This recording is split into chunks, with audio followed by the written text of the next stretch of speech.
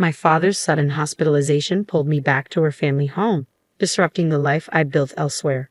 But upon my return 2 months later, I was greeted not by my husband but by a stranger. Stunned and disoriented, I struggled to comprehend the surreal scene unfolding before me. Who was this woman invading my space, and why was she here? Then my husband materialized, delivering a bombshell I never saw coming. "We've been divorced for 2 months," he announced coolly, adding insult to injury by revealing his plans to sell our home and claim the proceeds as alimony. Anger surged within me, boiling over at his callousness and self-interest. As his words sank in, a fierce determination ignited within me. "You have no idea what's coming," I seethed silently, vowing to reclaim control of my life. "I'm Kathy, aged 42, and it's been 3 tumultuous years since I hurried into marriage on the cusp of 40. The once blazing flame of our love has dimmed to a mere flicker, overshadowed by the drastic changes in my husband, Bob, once the epitome of kindness. His transformation is staggering, leaving me yearning to scream out my frustration to the world. Just leave him, right? You might assume it's that simple, but for me, it's far more complicated. There's a reason I can't bring myself to walk away. My father, living alone back home, I can't bear the thought of burdening him with worry. My mother passed away before I even found love, let alone marriage, depriving her of the joy of grandchildren. Saying my final goodbyes to my mother without any significant news to share left a lasting mark on me. I couldn't bear to add to my father's concerns. Divorce isn't just about me, it's about sparing him unnecessary pain. Besides, I'm not particularly attractive or outgoing. Who would want a divorced woman in her 40s? If I end things, it's game over. So I resign myself to endure, repeating this mantra to quell any thoughts of leaving. Despite both my husband and I being full-time employees with similar incomes and work schedules, he acts as though he's the sole provider of our lifestyle. From the beginning of our marriage, he's assumed the role of the master of the house. "Where's my dinner? Why isn't it ready?" he demands upon my arrival home. "I've just walked in too. If you're hungry, why not help out?" I respond. "Why should I, a man, have to pitch in? Who do you think affords this lifestyle?" he retorts. Using gender as an excuse? That's outdated. Are people still making such chauvinistic remarks these days? I find myself constantly at odds with my husband, Bob, unable to contain my frustration. His responses to me are consistently patronizing, and this cycle has persisted for about a year now, with Bob's attitude only deteriorating. I've long ceased yearning for the way things used to be between us. To minimize our time together, I make a concerted effort to stay out on weekends and take breaks whenever possible. Being home with Bob, even on my days off, feels stifling. Thankfully, as long as I keep up with the housework, Bob remains silent on that front, a small silver lining in my unfortunate situation. Lately, I've taken to spending my days off exploring various cafes I've researched during the week, finding solace in their ambience and losing myself in books. Bob's been arriving home late on Fridays lately, seemingly burdened with tasks tied to his recent promotion. Capitalizing on the opportunity, I decided to take a detour on my way home from work that Friday. I stopped at the library to borrow some fresh reads for the weekend and swung by the supermarket to replenish our dwindling food supplies. With Bob likely still at work, I took my time browsing the aisles before finally heading home. However, upon my arrival, I was greeted by the unexpected sight of Bob lounging on the couch, jacket discarded and engrossed in the television. His blatant laziness drew an exasperated sigh from me. Catching sight of me, he grumbled, "Hurry up and get dinner ready. How long do you expect me to wait? It's unusual to find you home on a Friday. I thought you'd be working late. Work finished early today. Now, get dinner on the table and run my bath." Suppressing my irritation, I made my way to the kitchen. As I worked on dinner, I took breaks to tidy up the bathroom. Just as the meal was nearing completion, my phone rang, cutting through the noise of the television and drawing a frown from Bob. Without a word, he shot me a pointed glare, silently urging me to answer quickly. With a sense of urgency, I answered the call to hear a doctor on the other end informing me that my father had been rushed to the hospital. He requested my presence for a discussion on his condition. "I'm on my way," I assured the doctor, even as Bob, still fixated on the TV, grumbled indistinctly. "Hey, what about dinner?" he interjected. "My dad's been hospitalized. I need to go," I replied, incredulous at his lack of concern. "What about my dinner?" he persisted. His disregard for my father's situation was infuriating. For once, can you handle things on your own? Dinner's ready. Help yourself, I retorted, unable to conceal my frustration. Frustrated beyond measure, I couldn't contain my anger, and he responded with a burst of fury, his veins visibly pulsating. What's with the attitude? Just because he's in the hospital doesn't mean you have to make such a scene. You're married to me. Your priorities should lie with your husband, not your father, he spat out angrily. His words left me speechless, but the urgency of the situation at the hospital took precedence. There was no time to argue with someone so unreasonable. I slammed a plate down in front of my disgruntled husband. Please take care of the dishes, I instructed tersely before hastily making my exit from the house. Upon reaching the hospital, I found my father lying in bed, his face bearing the marks of weariness I hadn't seen before. Despite his reassurances over the phone, it struck me that he might be struggling with loneliness in his solitary existence, bereft of my mother's presence. His diet and well-being were likely not as balanced as he claimed. I chided myself for naively accepting his words at face value. My father was not one to easily admit vulnerability. How could I have overlooked this? Lost in self-reproach, I was summoned by a nurse for an update on my father's condition. Led to another room, I awaited the attending physician's explanation. The doctor revealed that my father had slipped and fallen on the stairs at the train station, resulting in a fractured leg that would require considerable time to heal. Do you have someone who can bring him necessities during his stay? The doctor inquired. It varies. Rehabilitation will be challenging, I responded. If possible, frequent visits would be beneficial, urged the doctor. Understood. I'll be here every day, I vowed, resolute in my decision. With the doctor's guidance, I resolved to stay at my parents' home during my father's hospitalization, a 2-hour journey each way from my own residence. Daily visits would be taxing, but commuting from my childhood home would make it more manageable. It was time to make the necessary arrangements. Leaving the hospital while my father rested, I returned home around noon on Saturday. My husband was nowhere to be seen, but he arrived later in the evening. I wasted no time in briefing him on the situation.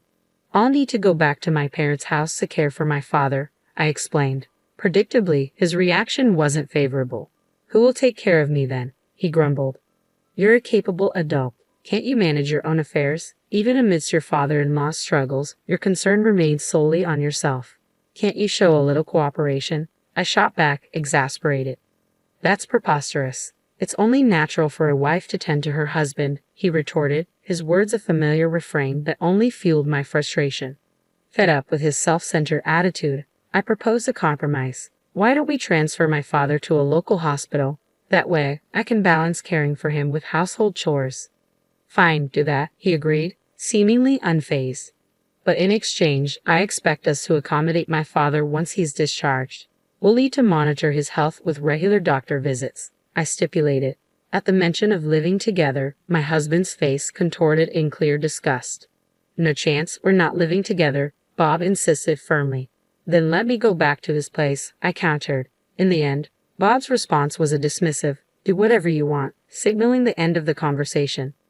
I promptly informed my workplace, completed the necessary procedures, and returned to my parents' home. The daily visits to the hospital proved more taxing than I had anticipated, but my father's resilience inspired me to soldier on without complaint. Despite his best efforts, his condition showed little improvement, and as 2 months slipped by, I realized I needed to return home soon. With my father's discharge still uncertain and the seasons shifting, I knew it was time to swap out my wardrobe and fetch some fresh belongings. Assessing the situation, I decided to make a brief trip back home. However, upon my return, the sight that greeted me wasn't that of my husband. Instead, a woman's voice echoed from deep within the house. Bob, are you back? I called out upon my return, only to be met with silence. Perplexed, I repeated his name, but still, there was no response. Startled by the unexpected turn of events, I stood frozen in shock. Finally, a voice from within the house responded. Bob, is that you?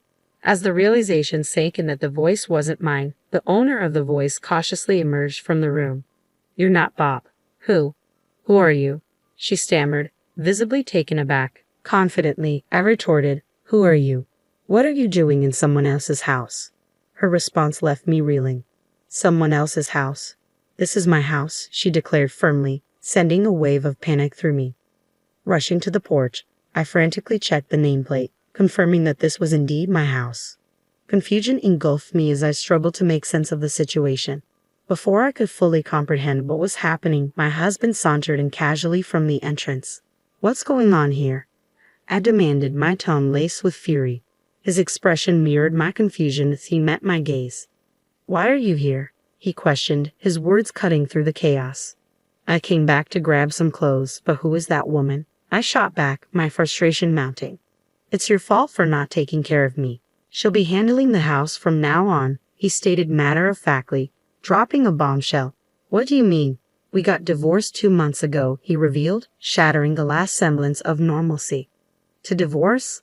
What are you talking about? I haven't heard anything about this," I protested, stunned by the revelation.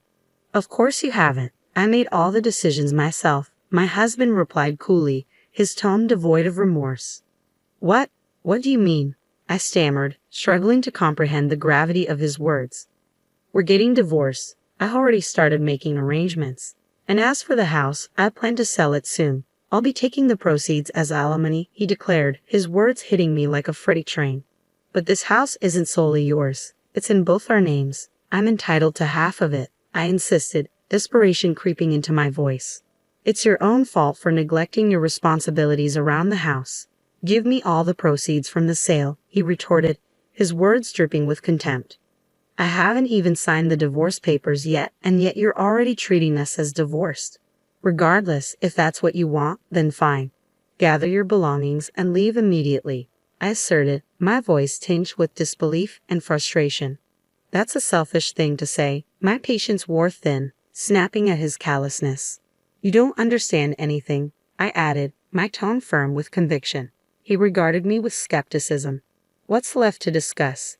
Property division," he scoffed. "It's your own fault for failing in your duties as a wife. Even if you try to fight it legally, you'll lose. It's a waste of time," he dismissed callously. "Property division. So now you know about that term.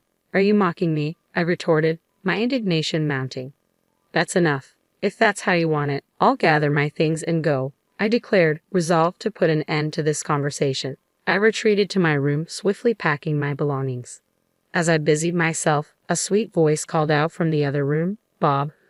"Who's this older woman?" "She's just my ex-wife, here to collect her things," Bob's voice explained from the living room. "Ah, good.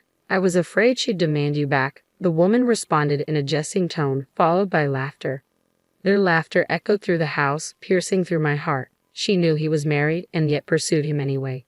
"Just you wait," I muttered under my breath as I packed my belongings, a vow forming in my mind.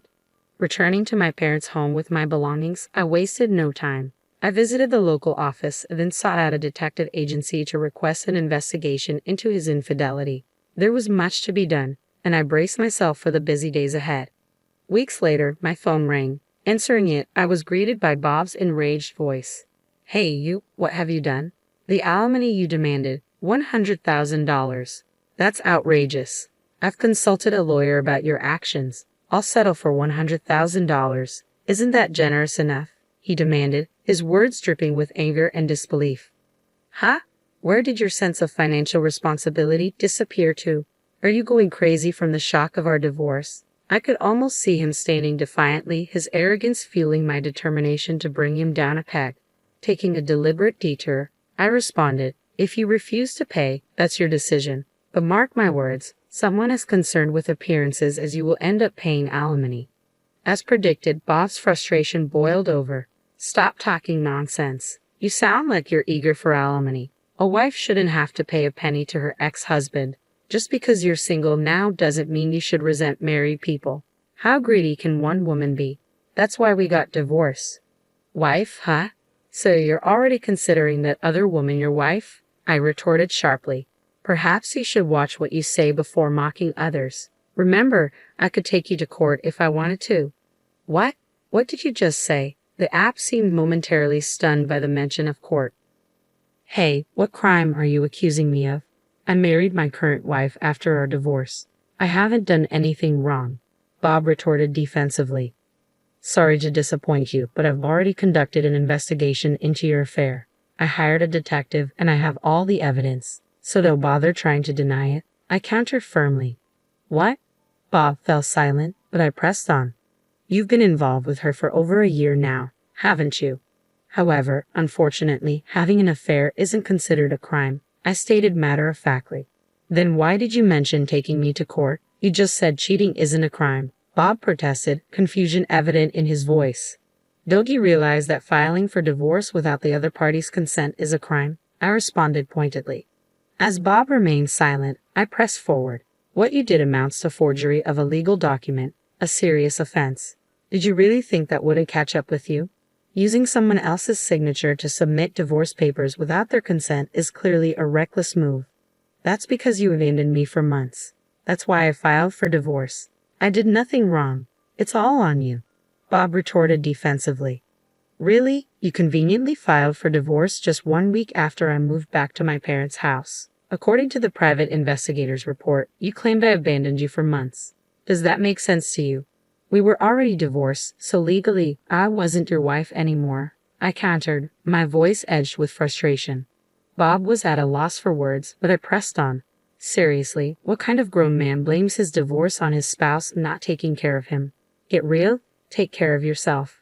I'm not your personal caretaker. But a wife is supposed to take care of her husband. How else were we supposed to make ends meet? Bob interjected, clinging to his outdated beliefs. What era are you living in? Your salary is pretty much the same as mine, and we split the bills 50-50.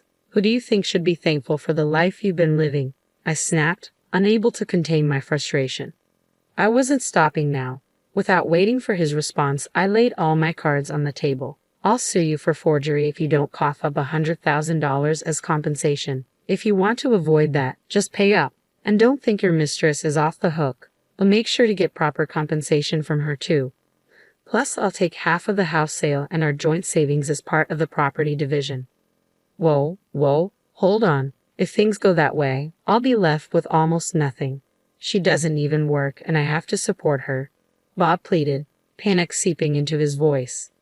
Do you think I care? I can sue you for forgery and for infidelity. Should I just do both if you're going to keep whining? I threatened. Fear evident in his silence, Bob abruptly hung up. Always concerned about his public image, he chose to pay the compensation without taking it to court. He ended up having to pay the compensation claims from his mistress as well. Between the property division and the compensation for his mistress, Bob was left with nothing. He struggled to make ends meet, living each day on the edge. To make matters worse, word of his affair spread at his company, subjecting him to uncomfortable stares and judgmental whispers from his colleagues. Unable to quit his job, Bob began to vent his frustration on his new wife. Their once loving relationship quickly deteriorated, devolving into constant arguments. Their relationship was now reportedly at its worst. Meanwhile, I requested a transfer to a branch near my parents' house. My father was discharged from the hospital without any complications, and we settled into a peaceful life together. I am committed to showing my filial piety by taking good care of him from now on.